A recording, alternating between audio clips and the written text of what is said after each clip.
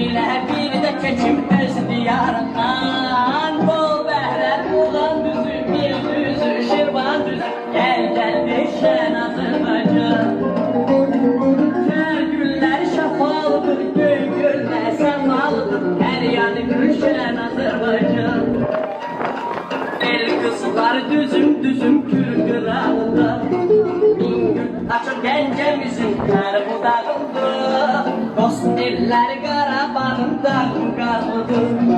Gen çölləri bu torpağın hoş baharlıdır. Bol bəhlər bulan düzü, bir düzü, Şirvan düzü. Gel gel dirşen Azerbaycan.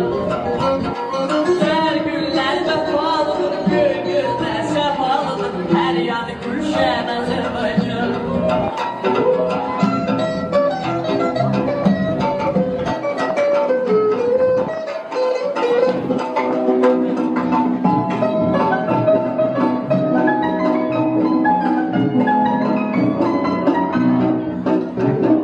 Her damlası layla çalan göy haşerim var.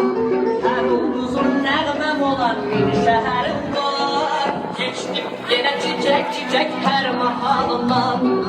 Öz yurdumun doymaz ürək yüz vüsalından. Bol bəhlər bulan düzü, bir düzü, Şirvan düzü.